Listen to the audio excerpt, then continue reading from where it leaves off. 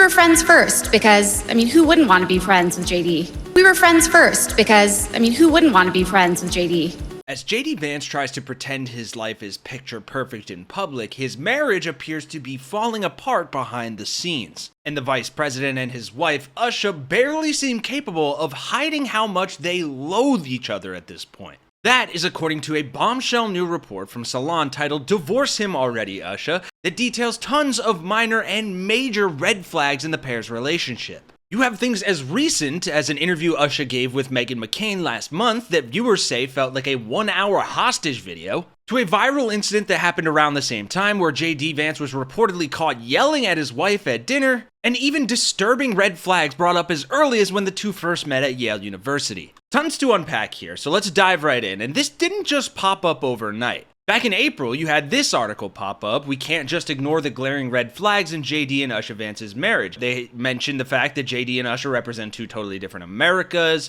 They come from opposite sides of the political spectrum. Usha was of the left-ish political persuasion prior. She even worked for a progressive law firm before quitting that job to become the second lady. As mentioned next, her career was sidelined to support JD Vance's rise. And as I'm sure we're all pretty well aware, JD has very narrow views on women as wives. As well as JD Vance not even defending his wife when she became a target, very Ted Cruz-esque. But a lot of this was initially sparked by that viral clip I mentioned earlier. It's the first piece of the puzzle in this Salon article that reads, "Unlike traditional journalism, social media thrives on speculation and rumor mongering. It's unsurprising then that comedian Susan Lambert created an Instagram reel that went viral in which she questioned the state of Vice President J.D. Vance and his wife Usha's marriage." We actually featured another one of her takes in a recent video, but here is this video from over a month ago. Y'all, this was the wrong text for me to get when I'm 2 glasses of white wine in. Cheers, because I'm feeling messy. But apparently, so are JD Vance and Usha. Their marriage is in trouble and someone needs to tell Jack Schlossberg. I just got this text from my friend who is staying at a very nice place, redacted for obvious safety reasons, and apparently JD Vance and Usha had also been there recently. My friend said despite it being in a super conservative rural area, most of the staff of this place are liberal twinks. Love that. And they were down to give the tea, honey. Oh my god. So to absolutely no one's surprise, they were rude and miserable both to the staff and to each other. So I can officially add them to my list of confirmed Republicans who are rude to waitstaff. So they were fighting at dinner, which, like, number one, messy. My grandma always said you never ever ever gossip or fight in public, and especially not in a public restroom, because you never know who's in there. Keep that in mind. But apparently Usha said this is what our life should actually be like, and he, to no surprise to anyone, was just like a little meager beaver, like me, I know. Which confirms a few things that we already know. 1, Usha wants absolutely nothing to do with this. 2, JD wants absolutely nothing to do with this. And 3, JD Vance is a little bitch, both for being unwilling to step down from a position he clearly knows he shouldn't have, and also to not take control of his own circumstances for the betterment of his wife, his marriage, and his family. And frankly, JD, I'm hurt considering how much time I poured into your presidential campaign website, vanceforpresident.com. Someone please make sure this gets back to Jack, but in the meantime, hide your couches. Now, having started the article referencing that video, Salon then said, "This being a journalistic outfit, we can neither confirm nor deny the veracity of the rumor about Vance's marriage, but as Lambert herself acknowledged, it's just confirming evidence of what the couple's more public appearances do suggest." And boy oh boy did they bring receipts. Saying most of the time they don't appear to like each other, last month, Meghan McCain hosted Usha Vance for what should have been the softest of softball interviews focused on what life as second lady is like, and Vance clearly understood her assignment was to make it all seem like a great time, that leaving her career as a high-powered attorney to spend her days doing sub-Melania Trump public appearances about dull topics like the importance of reading for kids. But her acting chops were not up to it. Instead, audiences were treated to a 1-hour hostage video as the increasingly desperate McCain tried to get Vance to feign interest in her own life. That I'm only going to play you this one clip and then we'll just go through the highlights from the article, because this interview is an absolute abomination. Your husband's a big cook, and that your husband actually learned how to cook Indian food from your mother. Is that correct? Can you tell me how this is a part of your lives? I don't cook at all. My husband's a fantastic cook, so I love people who cook. So we both really like cooking. And when we met, JD didn't know how to cook a thing. There was some chicken dish that he could make and really nothing else. He made some pretty good pancakes, actually. But he kind of took it as a challenge when he realized that I was vegetarian. He just had no idea what a vegetarian diet would look like, to learn how to cook things that I would enjoy eating. And so the first place that he went was actually to my mom to learn how to make some of the dishes that I enjoyed. Because some of his experiments had not gone that well before that. What's your favorite? That he makes, or just generally? Either one. Let's see. Well, he's now mostly transitioned to baking. That's his thing. Okay. So he is an Fancy excellent, Vice amazing President. baker. I am terrible at baking. He makes really, really good chocolate chip cookies, which sounds simple, but they've been the product of many years of experimentation. Okay. I'm just going to leave the visual of the interview playing while I read the actual highlights from the article so you can see how lifeless and cringe she is while also hearing the crazy parts without having to sit through that. They go on, I try to never feel sorry for McCain, but as someone who does YouTube interviews myself, it was hard to not feel her terror as she slowly realized her guest was an emotional black hole sucking life out of the viewers. Despite her mission to convey satisfaction, however, the longer Vance talked, the more miserable she seemed. Despite McCain's best efforts to talk up how excited she is to see a modern woman in the role of second lady, Vance ended up talking about how much she missed her old life, saying, quote, in a dream world, eventually I'll be able to live in my home and continue my career, as she shrugged off questions about whether she wants to be first lady. McCain also tried to extract sentimental details about the passionate romance between the Vances for her audience to coo over, but Usha Vance wouldn't, or perhaps couldn't, deliver, instead speaking of her husband like he was assigned as her roommate. They mentioned that moment about learning how to cook Indian food and then just giving up and making cookies, the most American foods of all. And then they touch on a bunch of really good examples of some seemingly off things that Vance has said recently and as far back as the Republican National Convention that we'll touch on in a second here and show footage of. But where I want to start first is this video from 6 months ago from an account called Rumor Juice called Red Flags in JD and Usha Vance's Relationship. And you can see that this stuff goes pretty deep. Take a listen to this first. JD and Usha come from completely different backgrounds. They met at Yale Law School in 2013 and tied the knot the next year. We were friends first because, who wouldn't want to be friends with JD? He was then, as now, the most interesting person I knew. JD has built his political image around outspoken, anti-woke rhetoric, while Usha was working at a progressive law firm in San Francisco. She only left that job when JD was chosen as Trump's VP pick. JD's upbringing, however, was far from easy.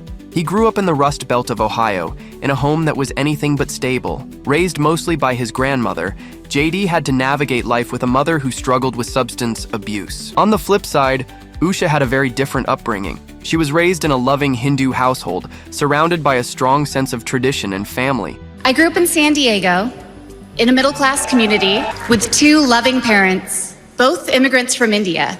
So, their contrasting experiences could either be a strength or a challenge in their relationship, requiring a lot of emotional work to bridge those gaps. That JD and I could meet at all, let alone fall in love and marry, is a testament to this great country. The expert says love can bridge a lot of divides, but the vast gulf between JD and Usha's lived experience could be alienating if not handled with care. And that's a crucial point. Can love overcome such deep-rooted differences?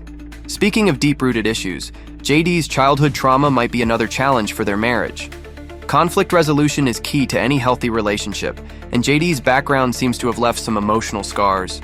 I wondered if you had really dealt with everything. That's a really good question. I've never been asked this. I think that the honest answer is that I probably haven't dealt with everything. He's been very open about the lasting effects of his upbringing, including struggles with anger management. He admitted in his memoir that even at his best, he's a delayed explosion. And it's Usha who's had to manage his emotional outbursts. Trombetti says, that cannot be good for a marriage. What does she do? Lock herself in the bathroom to navigate it? JD's anger issues are certainly something to watch, but it doesn't seem right that Usha should always be the one to manage that side of him, especially when it can lead to an imbalance in their relationship. Trombetti points out that JD's unresolved issues could make the dynamic feel more like Usha being the mom and JD acting like the toddler with tantrums. That's definitely not the healthiest model for a marriage. Now let's talk about fatherhood. JD and Usha have 3 kids, sons Ewan and Vivek, and daughter Mirabelle. But JD doesn't always come across as the most involved dad. In fact, he's been known to refer to their children as her kids rather than our kids. Trombetti calls this out, saying, "They have equal ownership of the children, so where are his vested feelings?" She's got 3 kids. Obviously, I help with the kids. Body language expert Dr. Jack Brown also noticed some distancing behaviors when JD referred to his children. When he said, "My wife has 3 children," he didn't mention his kids by name or even acknowledge himself as their father. Red flags, right? And let's not forget JD's awkward comment at a campaign rally in October 2024, where he joked about trading his kids for a couple of weeks. That probably didn't sit well with Usha, and it adds extra pressure to their already complicated relationship. Another concerning aspect of their relationship is JD's approach to religion. JD admitted in an interview that he feels bad about bringing Usha to church every week because she didn't sign up to marry a weekly churchgoer. I feel terrible for my wife because we go to church almost every Sunday unless we're on the road. And does she go with you? I mean, she does. Yeah, she does. Has she converted? No, she hasn't. No, that's why I feel bad about it. Is while Usha supports his spiritual journey, it's clear that this might be adding stress to their relationship, with Usha often feeling the burden of keeping the kids quiet during services. But because I'm kind of the one going to church, she feels like more responsibility to keep the kids quiet in the church. And I felt kind of bad, like, oh, you didn't sign up to marry a weekly churchgoer. When it comes to protecting Usha, JD's response has raised some eyebrows. He addressed the white supremacist attacks directed at her because of her Indian heritage, but instead of strongly condemning the attacks, he focused more on expressing his love and admiration for Usha and highlighting her qualities. His response didn't sit well with many on social media, who called it weird and pathetic. They questioned why he didn't take a stronger stand to defend his wife against the attacks. I love my wife. I'm very proud of her. I'm extremely lucky to have met her and to have gotten the chance to build a life with her. And my attitude on this is if people want to attack me, attack my policy views, they're welcome to. I signed up for it. My wife didn't sign up for it, and by the way, she's way out of their league, the people who are attacking her. And then on top of all of that, Vance has apparently spent years now dropping similarly miserable hints that he's not enjoying married life either. He runs down Usha in public life all the time, and there's ample evidence. Back in March, he said this. I think she's doing a great job as Second Lady of the United States, and I'm so proud to have her back by my side. And here's the thing, because the cameras are all on, anything that I say, no matter how crazy, Usha has to smile and laugh and celebrate it. At Trump's military birthday parade in June, he said this. June the 14th is, of course, the birthday of the Army. It is, of course, the birthday of the President of the United States, and happy birthday, Mr. President. But I would get in trouble if I didn't mention that it's also my wedding anniversary. And so to my lovely wife, I love you, honey, happy anniversary, and thank you for everything that you do for our country. Yeah, he said that almost as an afterthought and with emotion as limp as Trump's penis. But as the report says, the most disturbing example is how he used his speech at last year's Republican National Convention to celebrate how he is erasing her very identity in marrying her. Vance was trying to square Trump's hostility to non-white immigrants with the fact that Vance himself is married to the daughter of Indian immigrants. He argued, quote, "When we allow newcomers into our American family, we allow them on our terms." He then proceeded to spell out his terms by talking about how he proposed marriage and how his, quote, cemetery plot in eastern Kentucky is near his family's ancestral home, and how Usha and her kids would be buried there with, quote, 7 generations just in that small mountain cemetery plot. The implication there? Not fucking subtle. Usha Vance is expected to subsume her South Asian identity to his family's whiteness, as well as her husband's blood and soil idea of what makes someone an American. And I will link to this full article below because there's so many more examples that we can't get to just because of time, and it's a fantastic read. But this is where I'd like to share some of my thoughts on the whole thing. Now, I get a lot of this was speculation and rumor mill stuff, and do I think that JD Vance and Usha Vance are going to get a divorce before 2028 at the latest? Absolutely not. They just can't. It's political suicide. They have nothing to gain from it. But do I believe that their marriage is probably starting to fall apart? Yeah, especially given the fact that Usha seems to have come from a much different left-wing background with more progressive views, more pro-immigrant views, and seeing what is happening and what JD Vance is not only allowing to happen, but being forced to get behind or willingly getting behind it, even though I think we all know internally he's struggling because he was a never Trump guy and he's just an ideological maverick that does whatever he needs and says whatever he needs to say to stay in power. But as a person who, was a lawyer, is not media trained, Usha Vance can't really hide those things as well, especially when she's struggling with what this regime is doing and what she is implicit in by being married to JD Vance. And before we rush to victimize Usha in this situation, I don't know that that's entirely deserving. This article by Vox says it's inherently sexist to call her a victim in this situation because the silently disapproving wife trope sounds familiar because political commentators have said it for so many things like Melania and blah, blah, blah. And they say that the left-leaning rationalization about Usha Vance and her ilk is a type of benevolent sexism, the idea that women are naturally the kinder, gentler sex in need of protection and unwilling to voice their true opinions. And yeah, I kind of get that, and I think there's some truth to it. They say that ascribing these traits to women undercuts their autonomy and attempts to exonerate them from their own choices. That I fully agree with. We can all sit here and project how we think Usha Vance may feel, but the only person who truly knows is her. And whether she's being held captive in this position or not, it doesn't change the fact, nor does her political beliefs before this, that she is actively staying in that position. She may try to focus on her kids, or block it all out, or not talk about it with Meghan Cain and talk about JD Vance's cooking instead. But I am not the kind of liberal or progressive who says, oh, just because you're on my side, you are above criticism. Fuck no. In fact, even worse, if she does hold these progressive ideals and she is not saying shit about it, first of all, she shouldn't have married JD Vance in the first place. And second of all, how the fuck are you going to be quiet about it and raise your kids like that and not be on the right side of history? So that, I think, is where the real story is here, because should she speak out? Obviously, that would be a calamity for the White House. Maybe she would lose everything. Maybe that's why she's not. But also, maybe she just did what JD did, went with the flow, rode to power, and now that she's there, well, fuck everyone else, who cares? I think it's so interesting how at the heart of all of these salacious rumor mill things that we've talked about in the past, and people seem to have their own opinions about when they come up, but there is always a deeper thing there that, people get drawn in because it's like, oh, JD Vance and Usha might get divorced. Oh, wow, I love to see chaos. And don't get me wrong, I like it too. I watch reality TV. I have guilty pleasures. But I do think this dichotomy is so interesting in today's landscape.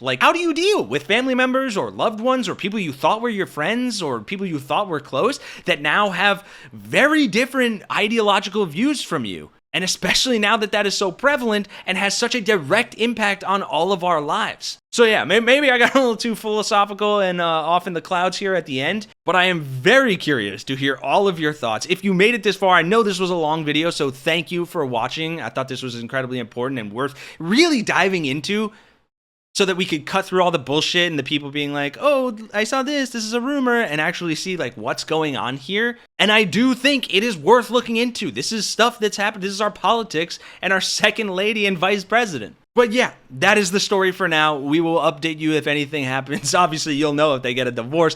But if you enjoyed this content, found it informative, engaging, whatever, if you didn't, tell me to go fuck myself in the comments. That's totally fine too. But thank you for watching regardless. We appreciate all of you, and we will see you guys in the next one. For Really American, I'm Kenny Hesse.